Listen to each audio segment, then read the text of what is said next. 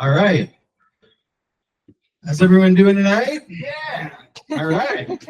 Yeah. My name is Jarett Burke, co-founder of Kifcure here in Maple Park, Illinois. Thanks everyone for joining us tonight. This is our first installment of our farmer informational series that we've been doing the last couple of years. It's been really beneficial to kind of get the word out about industrial hemp and some of the different industries that Kifcure plays into, and really touching on a lot of the best practices when it comes to the growing of this plant, which is new to many grower producers in the area. To my left here is Kelly Burke, my wife, and our COO. Kelly is going to be giving us a thorough deep dive into the soil benefits and a lot of the other best practices when it comes to growing industrial hemp. Also, just a couple housekeeping things. For anyone interested after this, we will be going up to the Silver Spur for a late nightcap after the presentation. So anyone interested in doing that, we'd love to have you over there. But without further ado, Kelly Burke with Kifcure. Hi, everybody. Yeah, I can say it's like super thorough, and feel free to interrupt me with questions kind of throughout. I am planning to go through, I do have only a little bit of content on most of the slides, so feel free to either hold them at the end or you can raise your hand and I can kind of go through questions as we go. But this one is sort of my soil health presentation with a little bit of grower stuff covered in. So yeah, I hope it's informative and you guys enjoy it. So, all right. So this one, we can kind of skip through this one, but this is just basically some kind of scary and alarming things about how much of our soil is actually being depleted. This is basically the United Nations and basically saying we're losing about the size of Illinois every year in productive soil. And then for soil degradation, we're losing basically the size of Texas every year, or larger than the size of Texas. You can go ahead and skip it. This is just basically some stuff about that. Just some general things about soil health, generally speaking. These are some 4 basic principles to sort of improving your soil health on your farm. So basically soil structure and minimizing disturbance on your farm.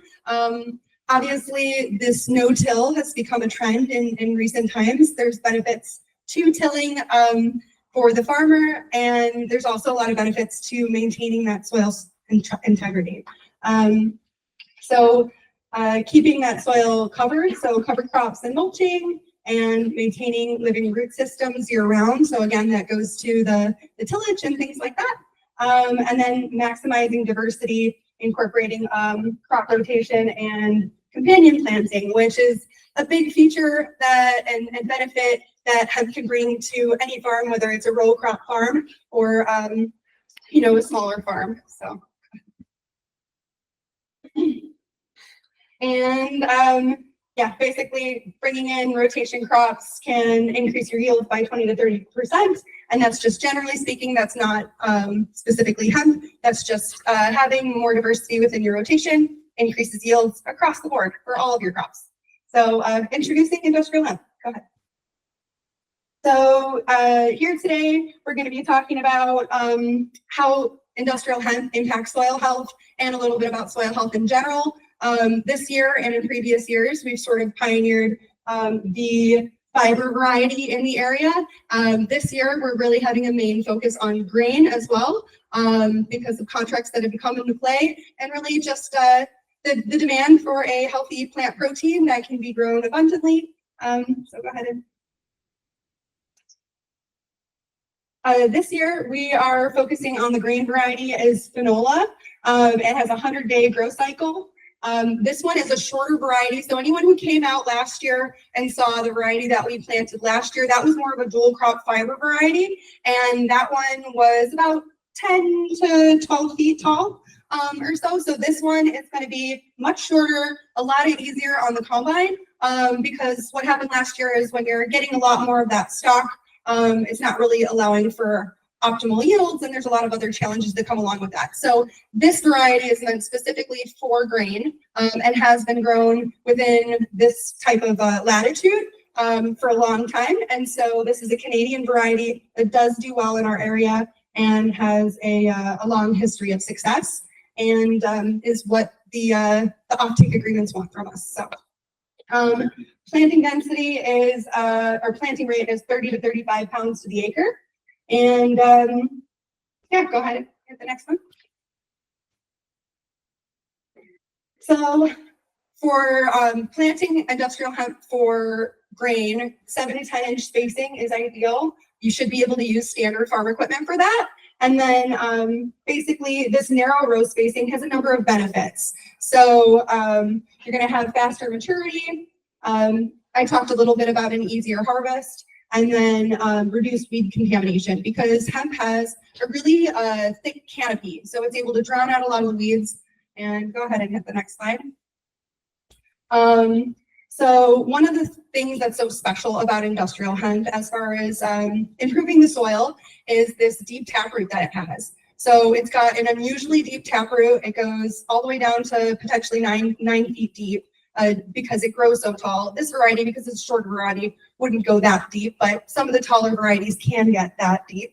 And what that really does is, not only is it breaking up compact soil and providing nutrients way down in the ground, because of, and I'll get into it in a little bit, it's called the rhizonosphere around the plant root, where basically it's creating this biome where lots of microorganisms are able to start eating the sugars that are produced by the root system.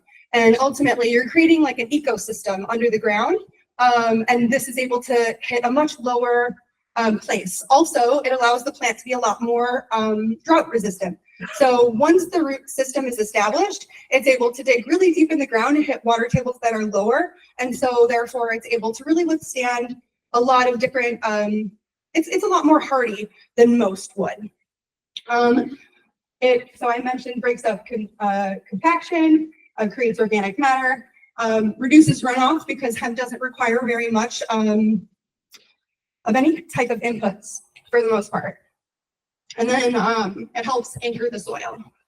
So yeah, I'll just read this last sentence here. This extensive root system creates a strong foundation for soil health, combining physical stability with improved water management and organic matter creation. Deep reaching roots help maintain fertile, productive soil for protecting against environmental stressors. So awesome. Okay, so why is the hemp root system so special?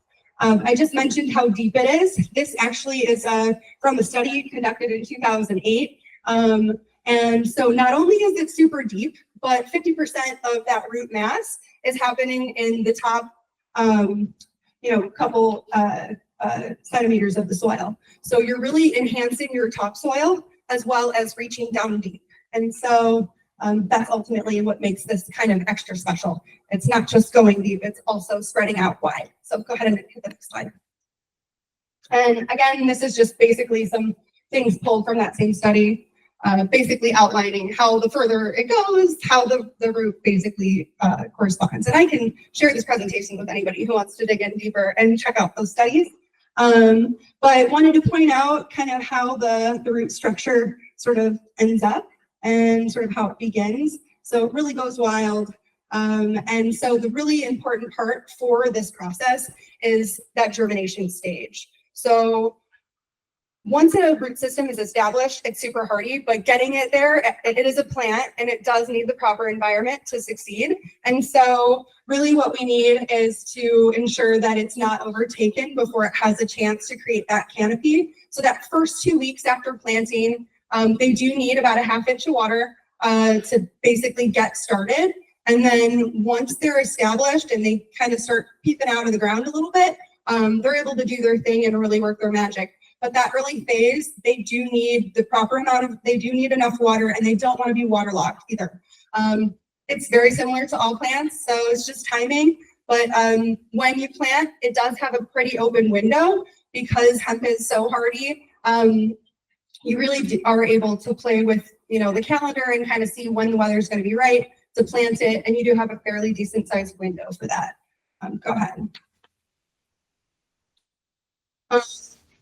Going in a little bit more about how the nutrient cycle happens and how these microbes work in the soil. Again, this was a soil health presentation that I sort of peppered in some of the things for the farmers. But yeah, basically, microbes play a big role in the organic matter. And actually, when those roots are established, I've kind of talked so far about how those roots interact while they're alive. But after those plants are cut and harvested and pulled away, then that becomes food for the soil, the worms, the microbes, and everything in between.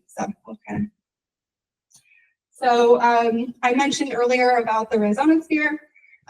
This is going in a little bit more depth into things that I've already mentioned. But a big piece of this is that hemp produces these sugars and organic compounds that are food for the nitrogen fixing microbes in the ground. So I have a slide a little later about this, but well, actually, this is the slide. So it is not a legume or like soybeans where it is not fixing its own nitrogen. So it does work well going after soybeans, but what it does do is it does provide food in a way that a lot of other row crops like corn, they don't necessarily feed it in the same way that hemp does. So it does actually help enhance and help create a healthy environment for those nitrogen fixing bacteria. So, and these are more about the nitrogen fixing bacteria. You can go ahead. So ultimately, by having a healthy environment below the ground and in your soil, you're enhancing soil biodiversity, you're breaking up pest cycles too. So a unique thing about industrial hemp is that because it has been sort of not put into the general rotation, and maybe it always will be this way, but it has not created a resist. Pests are not used to it. And so therefore it's giving off these, so there are certain chemicals as a defense mechanism that all plants give off. And I heard a really smart scientist named, well, anyways, they're giving off these chemicals and basically like plant screens in order to tell these bugs to go away. And so as they excrete these, this is actually being studied now as a way of potentially being an organic application for a pesticide, but they are naturally pretty pest resistant. Different varieties happen to be more so than others. So there's a lot of exciting stuff coming to light right now, but yeah, again, naturally pretty pest resistant while also being a pollinator. So I'll get into that here in a little bit, but yeah, supporting pollinators. I guess I'm not getting into it in a little bit. It's right here.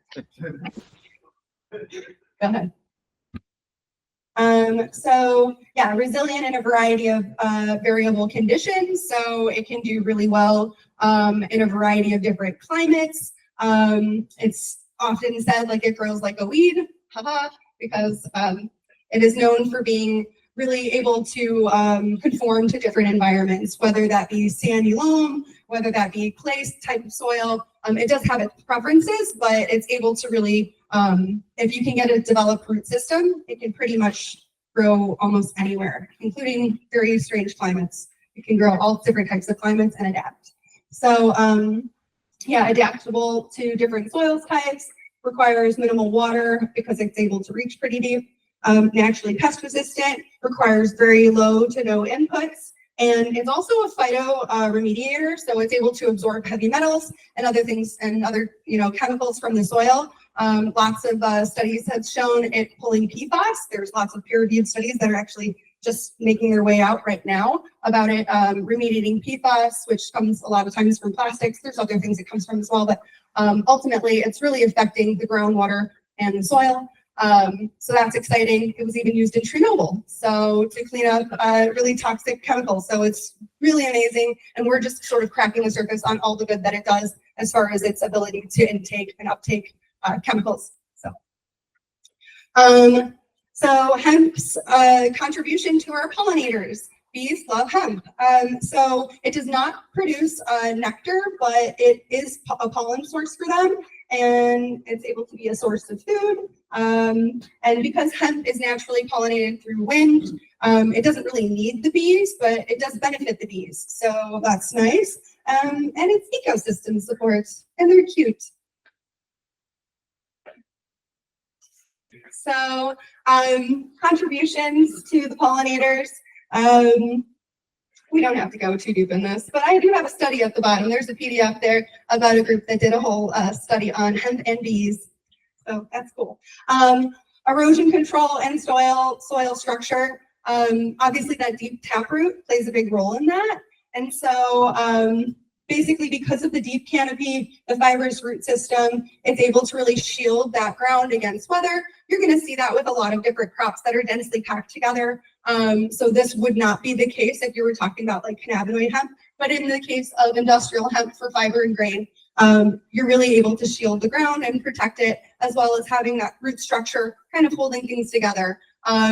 If you happen to have a farm that's along like a creek or some sort of a water system, lake, whatever, that root system can also help to hold that and keep from it eroding into it. So Lake Decatur used it in a project. They're using it in a project to basically help keep that water basin from falling into the lake and further deteriorating. And so it can be used just like the roots of trees are used to kind of hold things back.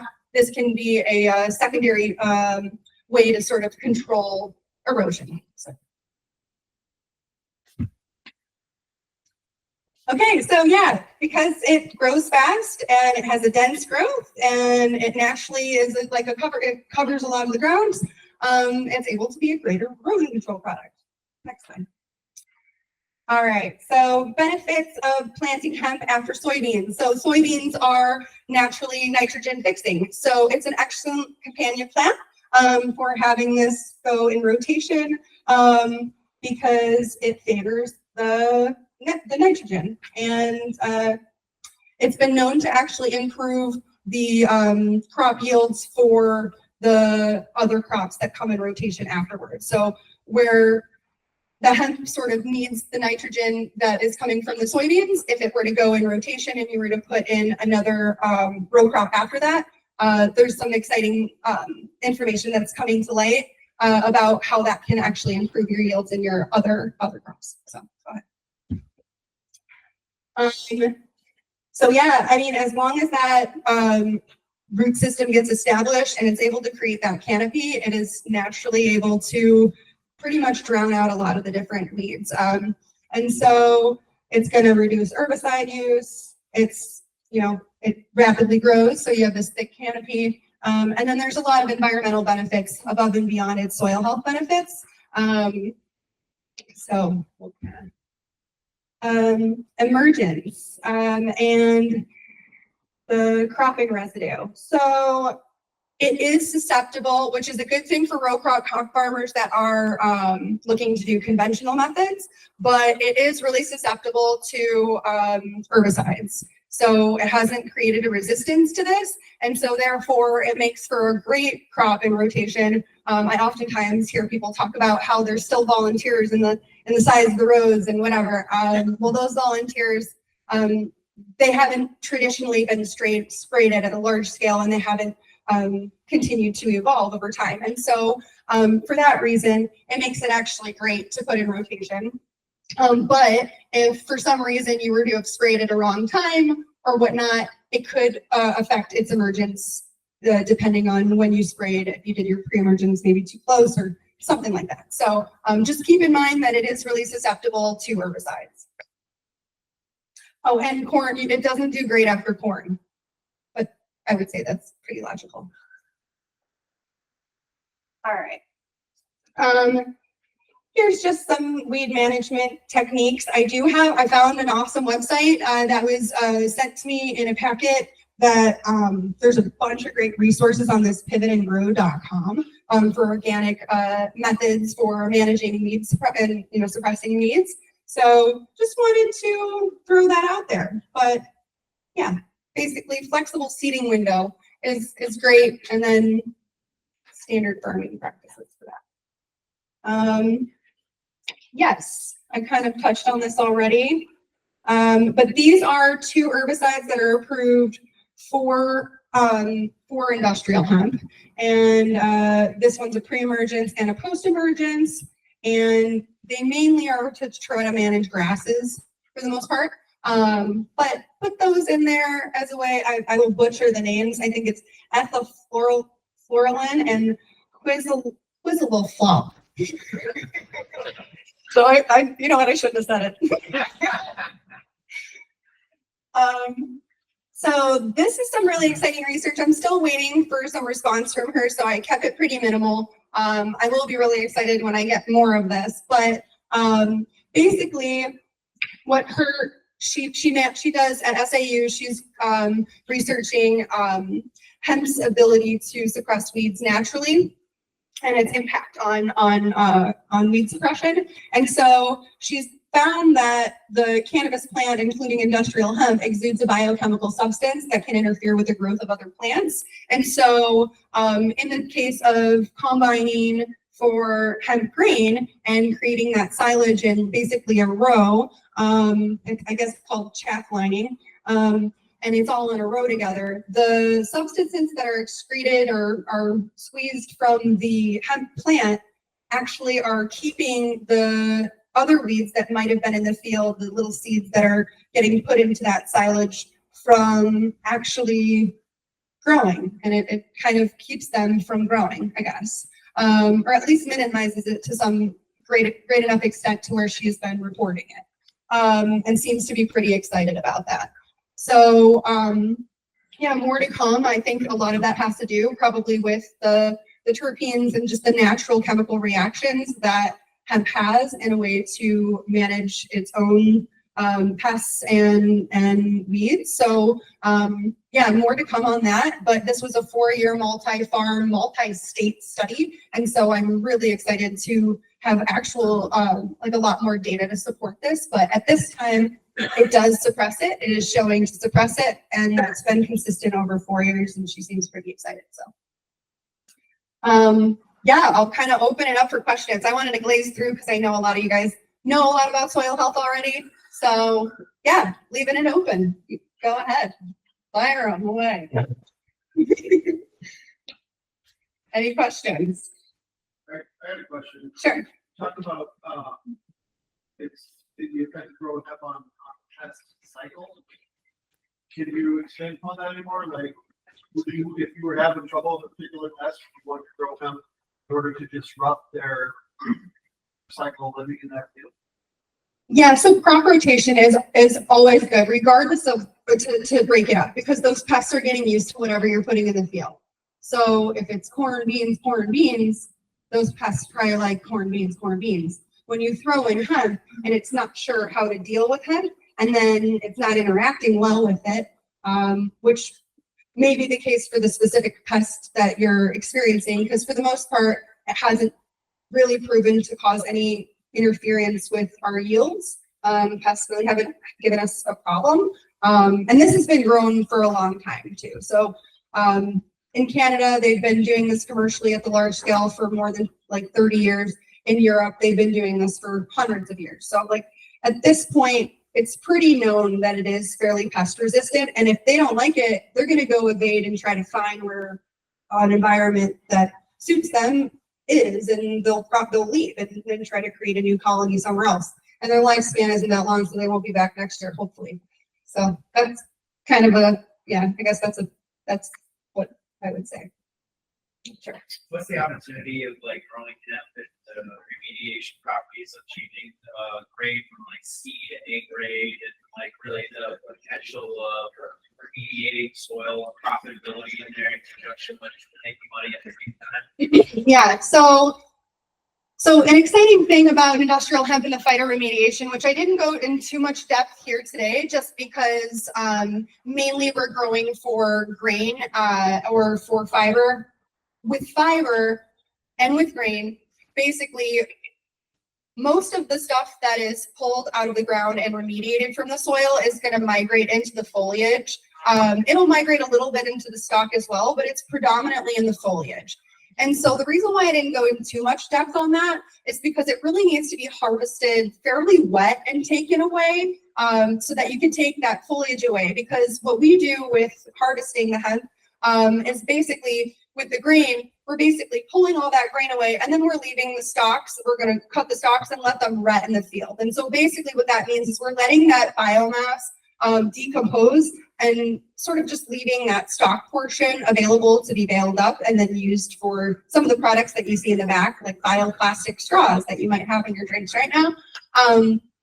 So ultimately, in order to accomplish that, we really do need to, we would need to have it be for fiber. We would need to cut that fiber and then pull away a lot of that foliage in order to take away the stuff rather than letting it fall back into the soil. So for a standard farmer, it would be a good thing that we're not pulling away all that nutrients. So you're feeding your ground, and let's say after a few years and you're not going for remediation, all that foliage is going back into the soil. So all that nutrients, a lot of the nutrients that it pulled out of the ground, it's bringing that back into the ground, which is an exciting thing about hemp. But if you're doing it to remediate an area, let's say you're at Chernobyl and we're trying to pull out this nuclear power plant, chemicals in the ground or PFAS, whatever. In that case, you would need to pull away the wet material and then need to service that material wet somewhere else, which would make it heavier. And so you would really need to do it for a reason. But if that were the case, then you're able to actually do it a lot more cheaply than excavation. So right now, there is really no way to efficiently and cost effectively remediate an area of something that's a contaminant. And so they just basically toss them into the brownfield sites or Superfund sites because excavating the area is far too expensive. And then you're just really moving the problem, honestly. But if you're able to grow a plant and then harvest that plant and take away that, and then the soil is far more repaired, well, now you really have something that's a cost-effective way to improve land value. And so you could theoretically improve large areas quickly and cost-effectively and improve them to a point where they're able to then be utilized for farming or housing or anything, really. A little bit about the commercial side. And talk a little bit about the commercial side of the plant. So we grow it, obviously. We have offtake agreements around the country. So some examples of where our bales primarily have gone to in years past, and some of the products that those bales have been used for. So primarily, number one, building materials. So hempcrete. So basically, when we bale the hemp, you're left with the stalk, right? Everything else basically is died away in the field. We go back with just like baling hay. Come back, bale it up. You can see our bales sitting up. Some of the bales we did last year sitting up at the top of the hill. What we do is we send that off to a production facility. There's about 15 now in the country or so, and we deal with about 5 or 6 of them.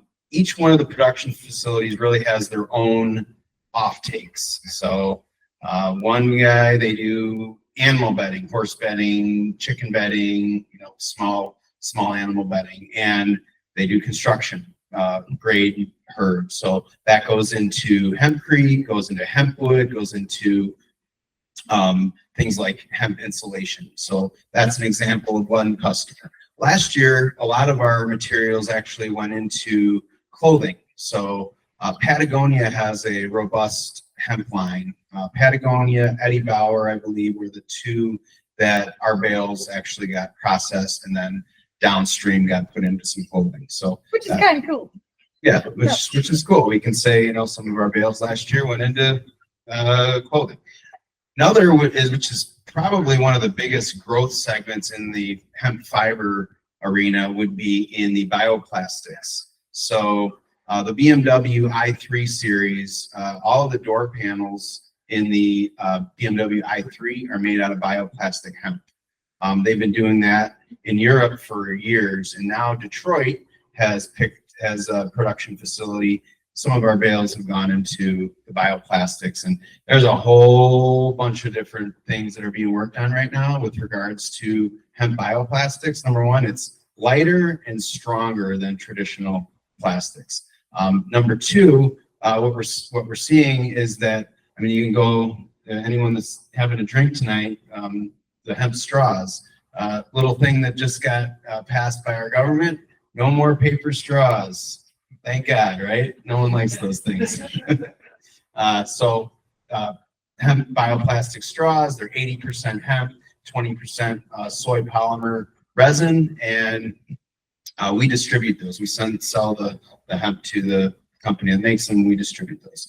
On the grain side of things, as Kelly alluded to, we've picked up some really nice contracts here over the last year. We've been working with some of the largest hemp food manufacturers in the world, primarily out of the country north of us. Many say might be the 51st state of the United States. We'll see if that happens, but Canada has been making hemp grain products for like 20 years.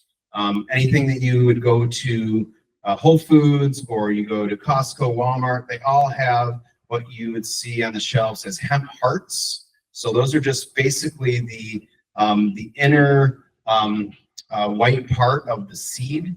And what that is used for is it's one of the greatest protein sources known to man, omega-3s, omega-6s, and hemp protein. So the companies that are producing that material, those hemp hearts, the hemp protein, hemp seed oil as well, that's where all of our grain will be going to here in the coming year. So why don't I talk a little bit about the hemp hub? So right now we're sending these out and we have contracts to buy it. But right now we're working really hard to establish the Northern Illinois Hemp Hub to basically centralize a hub with multiple different manufacturing sites on one campus. And we're really excited to have some wonderful partners that have already joined in to spearhead specific lanes within the process. We can't do everything, and what we want to do here and what our whole company sort of surrounds is creating a collection. We couldn't do this without all of the farmers that support growing the plants, all of the different people who provide these contracts for us, and really being able to centralize everybody and have everybody located at one spot will minimize logistics expenses and really increase the margins for the farmer, for the manufacturer, really everyone all around. So not only would our products, even if they were completely identical to somebody else across the country, not only would our products be greener, or would be greener, but we would have higher profits, right? We're not giving that away to logistics companies. It only logically makes sense to create these hubs. And so we're trying to create a model here in Maple Park that can then be replicated about every 400 miles or so that we can create this sort of network to allow for industrial hemp to expand. But you guys are in a great spot because we're really starting something special where we're able to provide a lot of the resources that are necessary to allow this to be possible, and then really work together as a community so that we can help empower the farmer as well as all the companies. So it's not just Kifcure that's doing everything. We're partnering with different companies like NatureWorks and like others that are carrying out and executing specific lanes up and down the supply chain. So they can be the expert in that. They can run their business in that lane, and we can all create this like symbiotic relationship. We could create our own little rhinestone. Okay, rhizosphere. Okay, but anyways, yeah, that's sort of the hemp hub in a nutshell. Yeah, we're in a hemp shell. Any other questions? I know we threw a lot at you there. Yeah. Sure. Go The ahead. biggest opportunity this year for growing hemp, and like, what's the best rotations in hemp? Like, where's the best? Well, it kind of goes to, for a hay farmer, for example, the best opportunity would be growing for hemp fiber, because they already have the infrastructure. They have the balers, they have the rakes, the tedders, everything that is needed, with the exception of the cutter. Cutter is the only piece of equipment outside of traditional hay farming infrastructure that you would need. From a monetary standpoint, organic grain is the number one highest return on your grow. Traditionally, organic, certified organic is about double the price of where traditional conventional crops would be. So growing for organic grain presents the biggest opportunity. I guess from a planting, as Kelly mentioned, planting after soybeans would be ideal. Otherwise, you just got to take your soil samples and kind of amend the soil with nutrients as needed, which isn't the biggest deal, but it adds some costs there, so your margins might not be as. Yeah, and I would say also if you're right now, there's a big push for organic transition. It's this big keyword in farming right now, and because hemp requires little to no inputs, this is a great way to sort of start that trend in that right direction, as well as do corrective action against the soil if it happens to have, if it's been sprayed, constantly for the last many years, to be able to pull that out of the soil and take that away to maybe do fiber a year or two, making your way into grain, which could be higher producing. But yeah, so ultimately it does aid in an organic transition if you were trying to go that route. But like I said earlier, if you want to terminate hemp and you want to put it in a conventional rotation, it's pretty easy to terminate it to be able to throw in that next crop. So, perks to both sides as well. Any other questions? Okay. All right. Well, thank you all for your attention, being here. Also, starting in March, we're going to be having regular farmers markets every other Sunday, and those will be community farmers markets where we'll be allowing all local farmers to be able to. We'll vet the farms to make sure they're actually farming it and that it's actually a local farm. But yeah, being able to allow the farm community here locally to be able to provide their produce to the community or their artisan goods. So, if you're a honey farmer, great, whatever, but just trying to get local produce into the network, and then trying to do our best to make this a food hub similar to a hemp hub, where we're going to be able to try to reach out to local restaurants and grocery stores and whatever to see if we can create those inroads for local farmers, the small farmers that are doing their vegetable farming, so for produce or whatever. Yep, and that starts March 23rd, and we'll bring in, as Kelly mentioned, not just local farmers, but local artisans and folks that want to kind of sell some of their handmade goods, if you will. So yeah. So thank you guys all for coming. Yeah, thank you very much.